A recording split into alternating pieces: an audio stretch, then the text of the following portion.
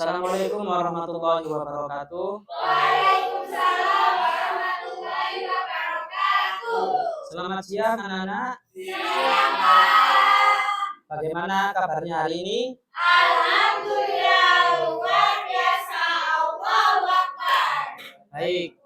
Apakah hari ini ada yang tidak masuk? Ada. Siapa yang tidak masuk? Ya, kemana izinnya semua itu? Ada acara. Ya. Baik, sebelum memasuki pembelajaran pada siang hari ini, alangkah baiknya kita berdoa terlebih dahulu dengan harapan semoga apa yang kita pelajari pada hari ini menjadi ilmu yang bermanfaat dan barokah.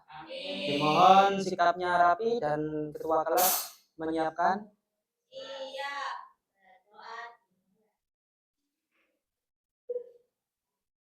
Doa selesai.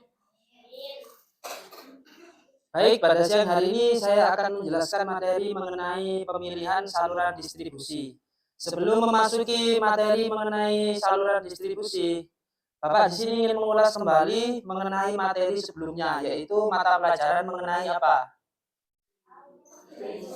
Strategi distribusi. Nah, menurut gambaran kalian, apa hubungannya strategi distribusi dengan pemilihan saluran distribusi itu seperti apa?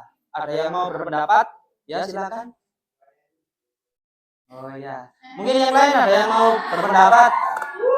Ya, tidak apa-apa ya, nanti dipelajari lagi. Ya, silakan. Penyalur barang, ya. Kan tadi kalau di strategi distribusi itu lebih dijelaskan mengenai jenis-jenisnya, yaitu mengenai distribusi langsung dan distribusi tidak langsung. Maka di mata pelajaran hari ini kita akan mengetahui secara detail mengenai cara kita memilih sebuah saluran distribusi untuk produk kita dari perusahaan sampai diterima oleh konsumen akhir.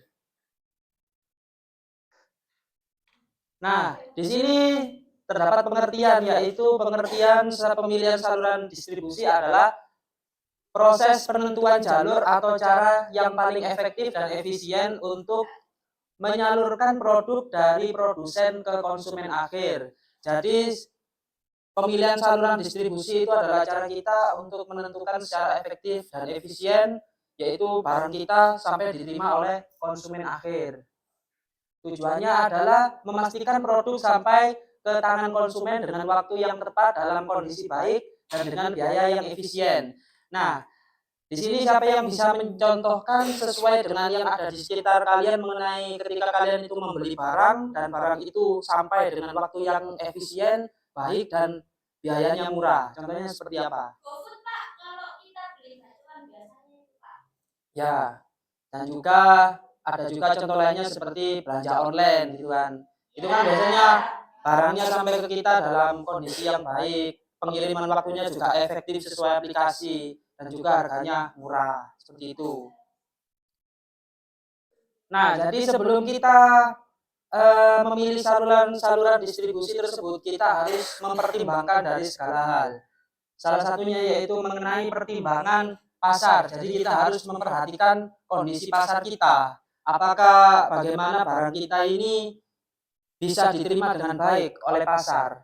Jadi kita harus melalui beberapa analisis. Yaitu contohnya di sini yang pertama konsumen atau pasar industri. Ya, apabila pasarnya berupa pasar industri, maka pengecer jaran atau bahkan tidak pernah digunakan dalam saluran ini. Jika pasarnya berupa konsumen dan pasar industri, perusahaan akan menggunakan lebih dari satu saluran.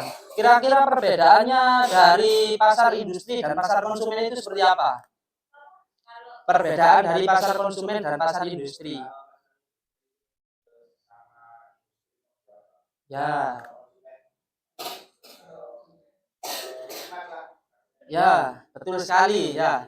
Jadi perbedaannya itu kalau pasar industri itu sebuah perusahaan yang memproduksi barang dan akan digunakan oleh perusahaan lain juga. Tetapi kalau pasar konsumen kita memproduksi barang di mana barang tersebut akan disampaikan ke konsumen akhir. Jadi di sini contohnya yaitu produk kendaraan. Di sini produk kendaraan itu contohnya seperti Honda atau Yamaha. Nah, Honda atau Yamaha itu termasuk pasar konsumen atau pasar industri. Ya, betul sekali. Kendaraan itu termasuk pasar industri. Karena apa? Perusahaan Honda itu memproduksi motor akan dijual lagi ke perusahaan yang lainnya, seperti dealer-dealer yang ada di setiap wilayah dan di setiap tempat. Karena dealer itu apa ya, kepemilikannya itu pribadi, cuma berada di bawah naungan Honda. Jadi tidak bisa kalau seperti orang yang mempunyai showroom motor bekas langsung membeli motor ke perusahaan secara langsung, itu tidak bisa. Seperti itu. Yang kedua yaitu jumlah pembeli potensial. Jika jumlah konsumen relatif kecil dalam pasarnya, maka perusahaan dapat mengadakan penjualan secara langsung kepada pemakai. Contohnya yaitu seperti perusahaan kamera. Nah, kira-kira dalam kegiatan sehari-hari atau kebutuhan sehari-hari, kamera itu maksudnya dalam apa ya, yang fungsinya memang betul-betul untuk kamera gitu loh. Kayak merek Sony, Canon dan lain sebagainya. Nah, itu kira-kira kita membutuhkan setiap hari apa enggak? Nah, tidak kan, maka dari itu konsumen terhadap kamera tersebut relatif kecil, seperti itu. Maka perusahaan itu tidak langsung menjual ke konsumen akhir. Karena hanya sektor tertentu saja yang membeli kamera, seperti orang yang mempunyai studio foto dan yang lain sebagainya. Maka perusahaan itu pasti menjual ke distributor-distributor yang besar yang memang fokus terhadap penjualannya tersebut. Maka orang yang mempunyai studio atau YouTuber tersebut akan mencari kamera tersebut ke distributornya. Seperti itu. Selanjutnya, tetapi jika jumlah konsumen banyak, maka perusahaan harus menggunakan distribusi perantara, seperti distributor atau pengecer agar distribusi lebih luas dan efisien. Contohnya seperti kebutuhan pokok. Kebutuhan pokok di sini yang paling kita perlukan setiap hari itu seperti apa? Ya, kebutuhan pokok, beras, nasi, minyak, yes, pokoknya kebutuhan pokok sehari-hari lah ya. Nah, itu maka perusahaan itu pasti akan menggunakan perantara. Perantara di sini itu ya disebut distributor. Maka distributor akan menyalurkan barangnya ke grosir. Grosir akan menyalurkan barangnya ke toko-toko kecil yang ada di kampung. Nah, setelah itu baru dinikmati oleh konsumen akhir. Seperti itu. Dari pernyataan tersebut apa bisa diterima? Selanjutnya ada jumlah pembeli potensial. Jika jumlah konsumen relatif kecil dalam pasarnya, maka perusahaan dapat mengadakan penjualan secara langsung kepada pemakai tanpa menggunakan agen dan distribusi. Nah, di sini tertera gambar apa? Roti. Ini adalah produksinya roti Amanda. Jadi dalam hal ini roti tersebut bahkan brand lainnya mulai dari Amanda atau roti Tugu Malang atau Bolu Singosari itu pasarnya itu relatif kecil. Kan tidak mungkin kita setiap hari membeli roti dan memakan roti. Seperti itu. Mohon didengarkan ya yang belakang. Ya, Pak. Jadi kita tidak mungkin membeli produk tersebut setiap hari. Maka dari itu perusahaan itu akan membuka outlet-outlet secara langsung. Baik di setiap kota atau di setiap wilayah akan membuka outletnya tanpa menggunakan distribusi. Nah, ketika ada orang yang membuka usaha pusat oleh-oleh dan ingin membeli produk roti Amanda tersebut, maka harga yang dijual dari outlet ke distributor atau ke konsumen akhir itu harganya tetap sama. Seperti itu. Selanjutnya yaitu mengenai kebiasaan dalam pembelian. Kebiasaan konsumen dalam membeli barang berskala besar atau kecil lebih banyak secara langsung atau secara online. Nah, ini juga menjadi pusat perhatian kita ketika mempunyai produk ya. Kita harus melihat pasar. Kebiasaan orang tersebut itu lebih suka berbelanja online atau secara offline, baik itu berskala besar atau kecil. Kan terkadang kita juga ada ya kita yang membeli barang yang berskala kecil tapi membelinya itu secara online. Meskipun itu Rp1.000 atau Rp2.000, kadang kita membelinya itu secara online. Dan bahkan ada juga orang yang membelinya berskala besar. Nah, maka dari itu kita sebagai perusahaan harus pandai dan mencari celah untuk masuk ke distributor-distributor tersebut. Kalau orang tersebut tidak mempunyai toko, maka kita masuk ke dalam lingkungan-lingkungan seseorang yang mempunyai apa itu namanya seperti usaha-usaha yang dijual secara online. Nah, kita masuk mereadykan stok di situ. Nah, selanjutnya yang perlu diperhatikan yaitu mengenai pertimbangan barang. Menurut dari sudut pandang kalian mengenai ketika kita akan mendistribusikan barang kita yang perlu diperhatikan itu apa? Kalau menurut dari kalian sendiri, kita harus memperhatikan dari segi apanya ke barang tersebut. Kualitas. Itu Pak pengemasannya Pak. Ya, pengemasan, terus harga. Ya. Jadi yang paling utama itu harga atau nilai unit. Jadi di sini sudah tertera yaitu jika nilai unit dari barang yang dijual itu relatif rendah, maka produsen cenderung untuk menggunakan saluran distribusi yang panjang. Contohnya seperti sabun. Sabun itu biasanya harganya berapa? Nah, 3.000, 2.500, bahkan yang 1.000 pun ada. Nah, maka dari itu kalau perusahaan itu langsung menjual ke konsumen akhir, maka perusahaan itu akan merugi. Karena biasanya konsumen akhir itu hanya membutuhkan sesuai dengan kebutuhan kita. Masa kita mau membeli langsung ke perusahaan hanya membeli 2 sabun dan 1 sabun, maka perusahaan akan merugi. Maka dari itu perusahaan menggunakan distributor untuk biar biayanya itu tidak rugi. Kan distributor itu pasti akan mengambilnya itu banyak, dari ratusan bahkan ribuan piece. Seperti itu. Selanjutnya ada besar dan berat barang. Jadi yang perlu kita perhatikan ketika kita memasarkan atau mendistribusikan produk kita, yang perlu diperhatikan yaitu besar dan beratnya barang. Jadi seorang manajemen harus mempertimbangkan ongkos angkut dalam hubungannya dengan nilai barang secara keseluruhan, di mana besar dan berat barang sangat menentukan. Jadi kita harus melihat barang kita. Jika barang kita yang dijual ini berupa barang berat, maka perusahaan akan merugi jika menggunakan saluran distribusi yang pendek. Contohnya ini gambarnya bata ringan ya. Itu kan besar. Sedangkan konsumen itu biasanya membutuhkannya hanya sedikit, dari 10, 20 saja.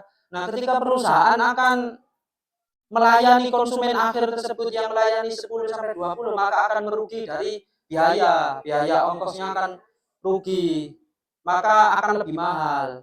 Maka dari itu menggunakan distribusi yang panjang dengan cara mengirimkan ke distributor, dan begitu pun sebaliknya distributor mengambil ke perusahaan pun ada minimal maksimalnya. Seperti itu.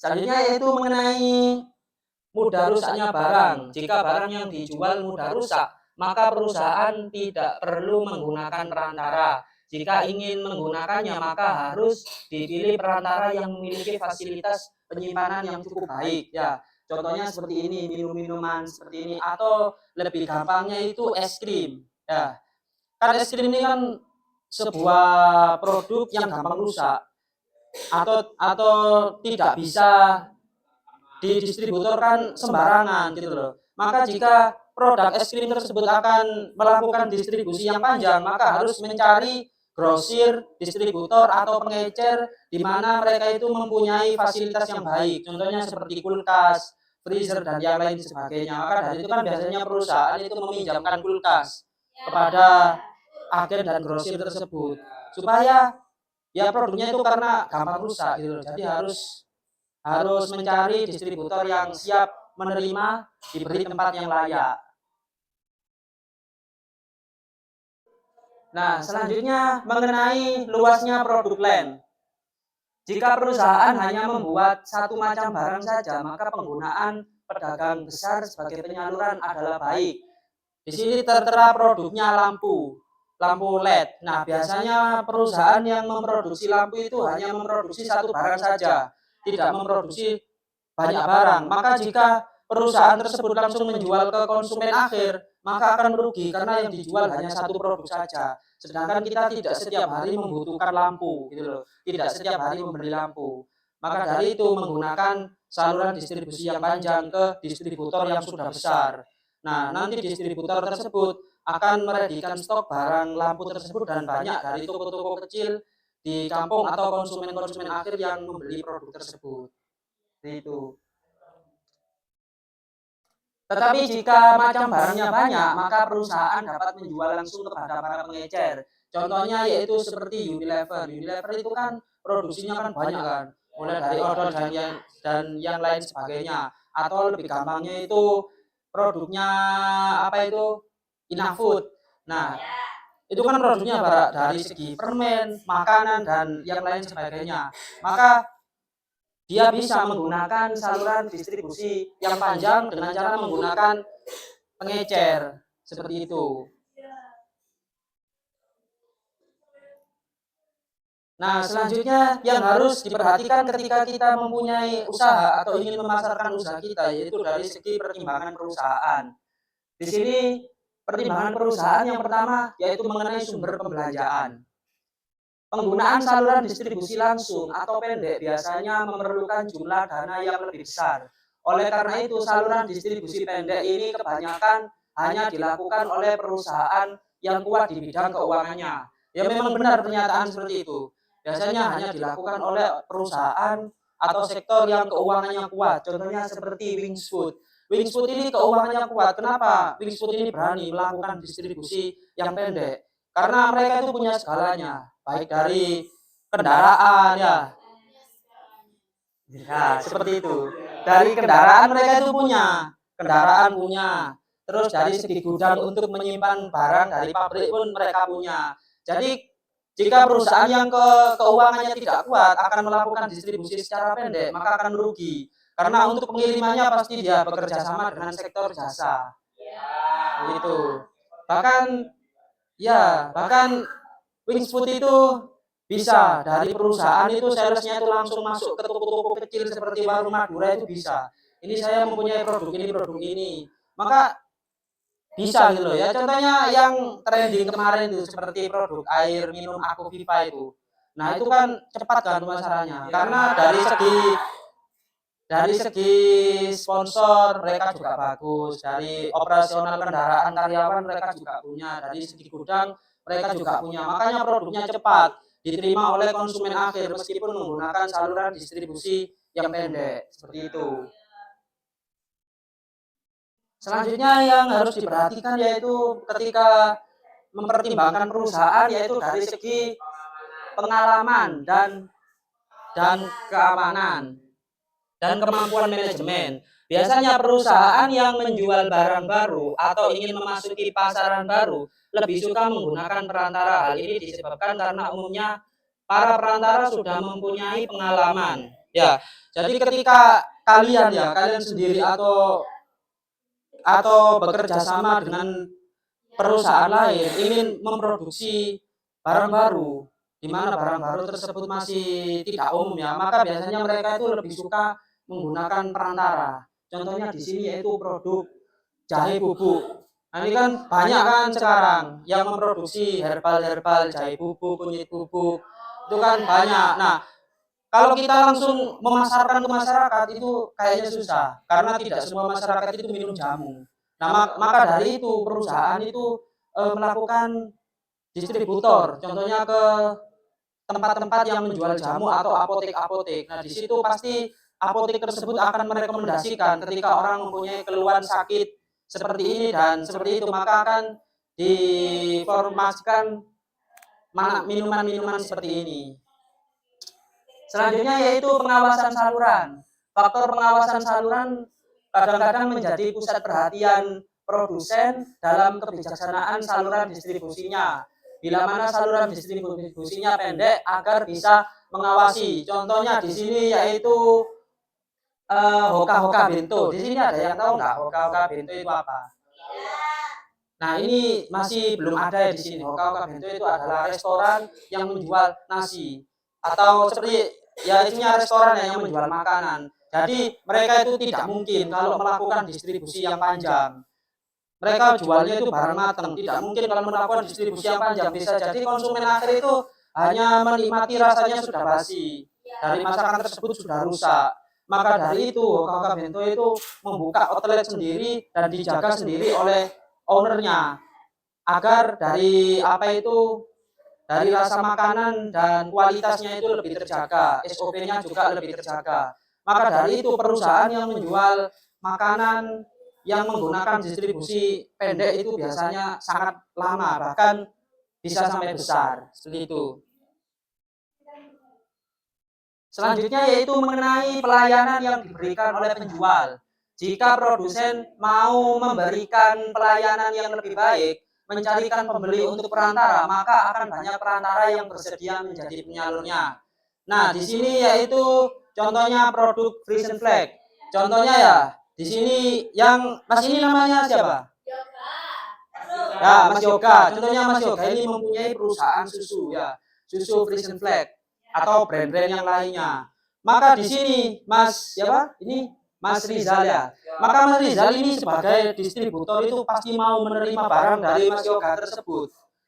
Dengan cara Mas Yoga tersebut harus mencarikan pelanggan kepada distributor. Dengan cara apa kira-kira? Bisa dipahami? Ya, jadi dengan cara seperti ini, ya, seorang perusahaan memproduksi barang, ya, dan mendistribusikan kepada distributor, maka distributor itu bisa menerima barang kita dengan cepat. Dengan cara kita sebagai pemilik brand atau pemilik perusahaan harus mencari cara agar konsumen itu banyak yang membeli produk kita. Dengan cara apa? Kita membranding produk kita. Contohnya membuat baliho di jalan atau iklan di TV seperti produknya Aku Viva. Itu produk baru tapi mereka menggunakan marketing berhadiah di tutup botolnya dan mengiklankan di TV. Maka dari itu kan banyak seorang distributor atau toko-toko itu yang meminta barang-barang tersebut. Saya mau pula ini. Ya, stoknya dibanyakan maka penjualannya itu cepat karena barangnya juga bagus. Seperti itu. Nah, baik di sini dari materi yang Bapak paparkan apa ada sanggahan atau mungkin mau menambahkan sesuai dengan pernyataan tersebut? Apakah bisa dipahami? Bisa. Nah, kalau sudah bisa dipahami, di sini Bapak akan memberikan tugas ya, latihan kerja peserta didik yaitu berkelompok saja. Mungkin 3 ada yang 4.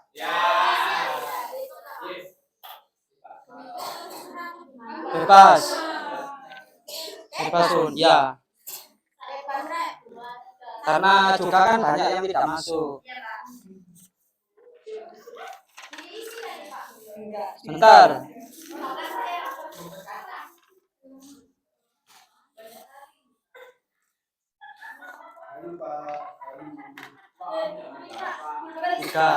Berdua, 3. Ini berdua saja nggak apa-apa. Ini satu kelompok bertiga. Oh sudah. Dari kelompok mana yang belum? Ini sudah.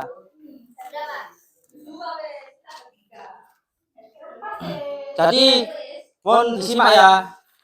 Jadi di sini kalian itu harus membuat produk dan sekiranya produk itu produk yang belum ada. Tapi produknya itu bebas, kalian mau buat makanan, minuman atau elektronik, televisi dan yang lain sebagainya, mobil atau itu bebas. Ya, membuat produk. Dan di sini dijawab juga alasan memilih produknya. Dan dari di sini kan juga tertera juga dari kondisi pasarnya. Pasar produknya sampean itu digunakan untuk pasar konsumen atau pasar industri, di sini juga tertera. Nah, jumlah pembeli potensialnya itu banyak apa sedikit? Ya, dari distribusinya panjang apa pendek, terus apakah membutuhkan perantara di sini itu seperti distributor, pengecer, ya, dan grosir. Butuh itu apa tidak? Karena kan tadi ada yang menggunakan distribusi pendek. Kalau memang di sini juga tertera menggunakan saluran distribusi apa saja, dijelaskan. Kalau memang menggunakan distribusi yang panjang, ya dijelaskan siapa saja. Kalau pendek siapa saja, dan analisis biayanya juga. Kalau menggunakan pendek, biayanya berapa, dari segi kendaraan dan operasional berapa. Di lembar sebaliknya juga tidak jauh beda dari yang saya terangkan. Saya dipahami ya? Baik. Di sini saya memberi waktu 10 menit untuk dikerjakan. Ayo, dikerjakan.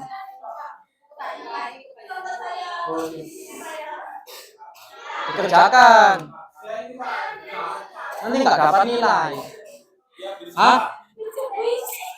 Ayo dikerjakan dulu, Nana. Jangan bikin aku marah. Kerjakan mau buat produk apa ya? Bebas, mau membuat mobil listrik juga tidak apa-apa. Ya, bebas. Dikerjakan dari hati ya. Semoga nanti bisa jadi nyata. Wah, itu gelap itu. Serius.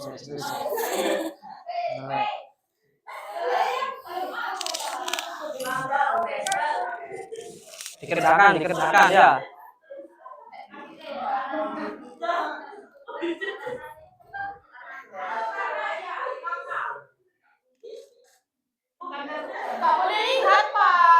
Lo ini buat apa? Dibuat dari hati, semoga nanti bisa nyata ya, perusahaannya terwujud.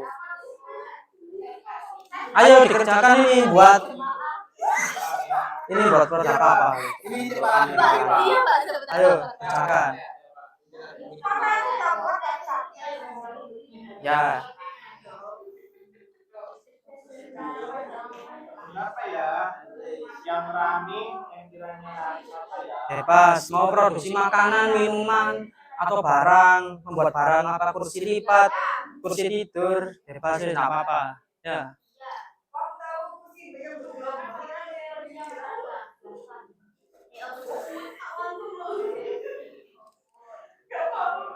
Bebas. Produksi yang belum ada. Kalau memang sama enggak apa-apa, tapi namanya itu harus beda. Meskipun produknya itu sama. Jika ada yang tidak dipahami, silakan ditanyakan.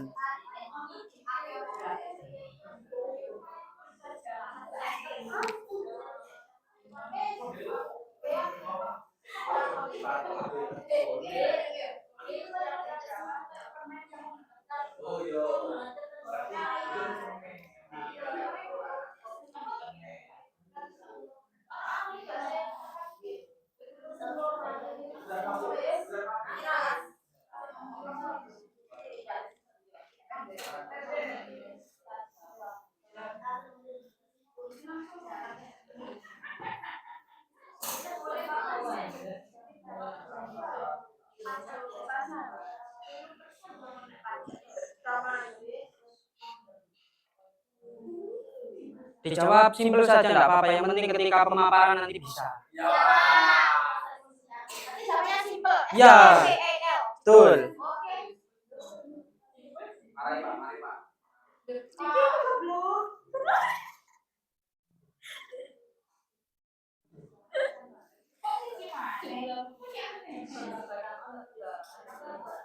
Dari 3 sektor, pasar, barang, dan perusahaan. Ya makanya simpel-simpel saja jawabnya.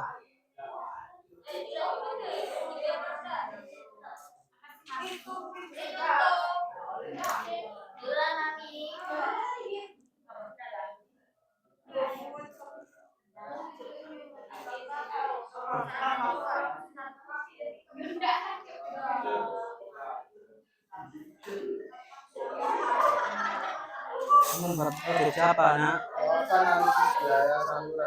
Ya, seumpama kamu menggunakan saluran pendek ya, ke distributor saja. Nah, itu biayanya berapa kira-kira?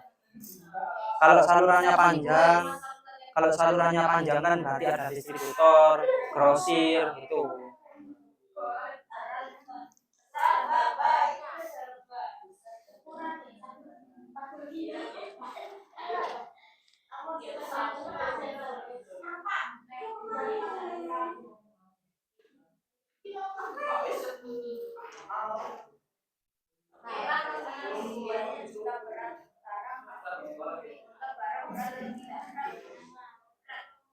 Itu berapa lembar? 3 lembar ya. Mungkin 2 lembar saja yang dijawab, nggak apa-apa.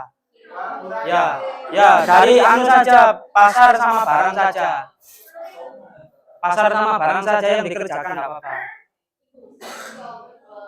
Pasar dan barang. Nah, berarti satu tiga barang.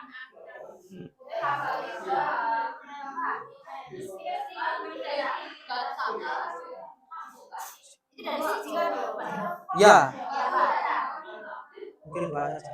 Waktunya kurang 2 menit ya.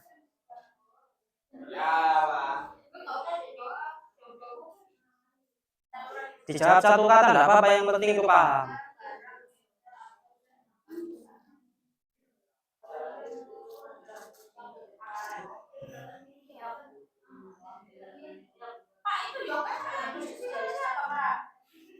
Mungkin dia masih memikirkan produknya.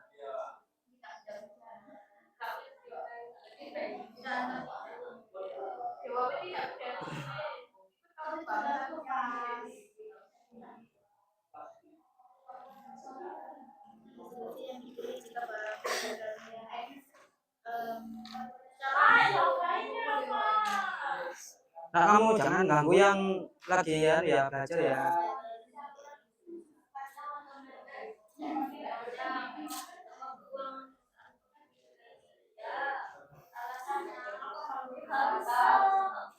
Waktunya kurang 1 menit ya. Sudah, yang lain sudah?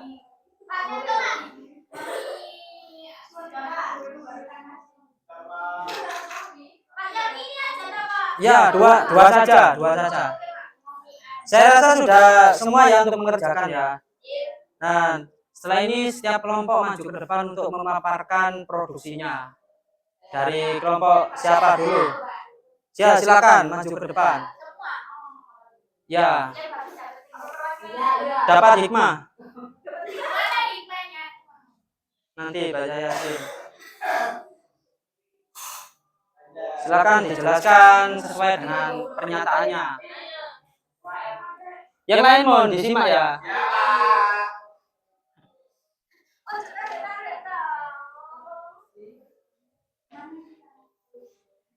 Silakan. Produksinya membuat apa? Kita yang membuat tutup biji salak, Pak. Apa itu?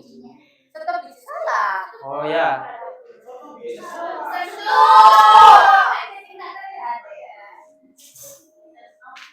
Ya, dijelaskan.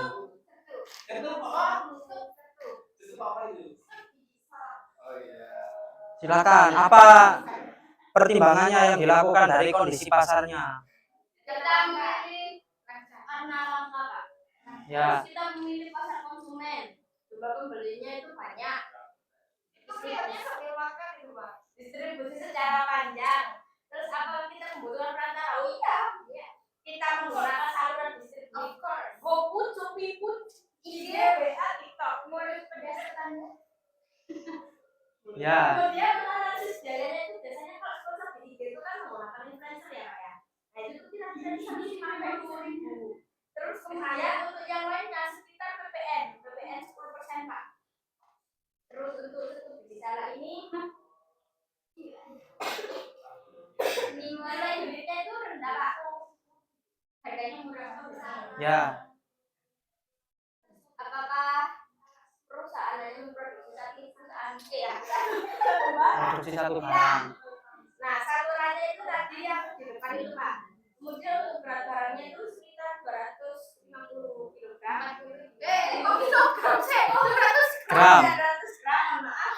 Terus untuk analisis biayanya itu 10.000 per unit.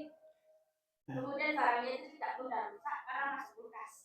Ya. Kemudian untuk saluran distribusinya di depan tadi, analisis biaya salurannya juga ini, Pak, sudah. Ya, sudah itu saja. Mungkin dari usaha mereka ini cukup diterima dan masuk akal ya, karena dari segi pemasarannya sudah bagus. Mungkin yang lain sudah memahami? Sudah ya. Ya, silakan boleh kembali ke tempat duduknya. Silakan mungkin kelompok lain yang mau maju, kelompoknya siapa dulu? Silakan.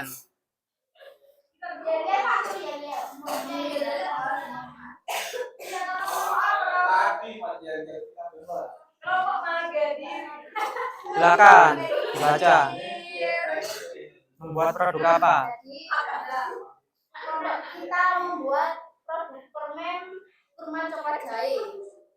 Betul. Alasan memilih produknya itu jarang di pasaran. Pasar konsumennya konsumen. Pasar konsumennya konsumen. Iya.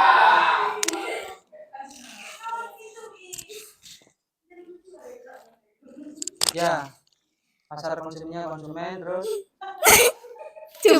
Jumlah pembeli potensialnya itu kalau kan ini belum ada Pak ya, masih belum dipasarkan. Biasanya mungkin sedikit dulu karena kan belum ada. Tidak ada di toko-toko aja. itu ya. Iya, Pak. Sedikit demi sedikit Pak. Sedikit dulu. Ya. Terus Distribusinya itu secara panjang. Apakah membutuhkan perantara? Ya, Bisa. Ya. kalau boleh tanya itu secara panjangnya seperti apa? Ya aja. Maksudnya menggunakan titip ke warung atau di Iya. GoFood atau gimana? Kan belum kan, Pak. Jadi Belum. Ya. belum lebar. Ya. Kita tuh di toko-toko kelompok seperti Madura, Sama toko lah. Ya, bagus itu. sama promosi di WhatsApp gitu Ya. Pak. Terus lanjut. Menggunakan saluran online perantara sama tetap langsung. Ya. Analisis biayanya Nah, nanti biayanya itu biaya panjang. Ya dari kalian menitipkan ke warung-warung tuh membutuhkan biaya. ya, kalau produksinya itu sih kita operasionalnya itu 500.000 Pak ya. Ya. Terus kalau kita titipkan ke warung itu biasanya kita ngambil keuntungan 10.000 gitu Pak. 10.000. Ya. Ya menurut kalian ini sudah efisien apa belum? Insya Allah efisien Pak. Sudah efisien dan efektif ya. Iya Pak. Ya. Ya, terima kasih. Silakan. Silakan. Mari. Nah, jadi mungkin itu sebagian pemaparan dari teman-teman kalian ya. Jadi tujuannya untuk mengetahui kita ini untuk memilih saluran distribusi itu yang mana dari produk kita gitu loh, agar produk kita itu bisa diterima oleh konsumen akhir dengan baik. Maka intinya yang paling utama dari sektor pasar itu karena kan apa itu tidak hanya kita yang memproduksi barang tersebut, banyak yang memproduksi barang tersebut. Jadi menurut kalian kesimpulannya dari materi ini itu seperti apa? Lebih pahamnya itu tentang apa?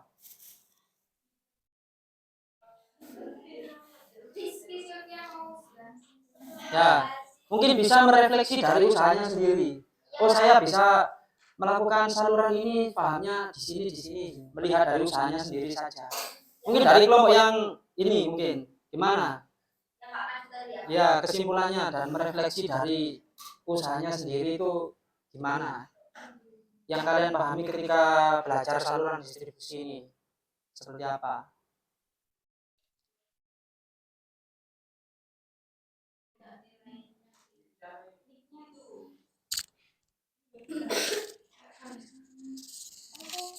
Silakan.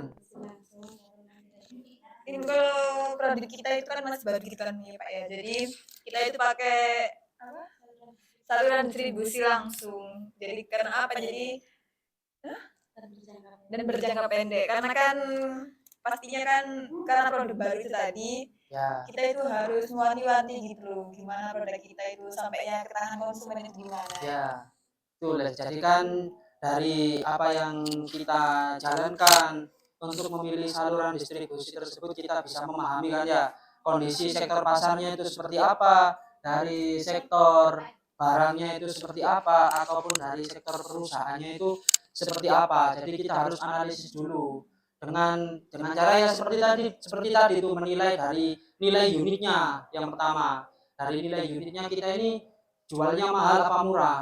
Kalau kita jualnya mahal atau kalau kita menggunakan distribusi yang panjang mungkin lebih susah. Kalau kita jualnya murah kan biasanya kita itu carinya yang murah, yang banyak dan yang enak. Nah, seperti itu. Jadi harapan saya dari yang kalian itu ditekuni dulu usahanya semoga usahanya itu bisa menjadi besar karena dari kecil dulu lama-lama menjadi besar. Seperti itu ya. Mungkin cukup sekian yang Bapak sampaikan. Apabila kurang lebihnya ada mohon maaf. Kurang lebihnya mohon maaf. Assalamualaikum warahmatullahi wabarakatuh.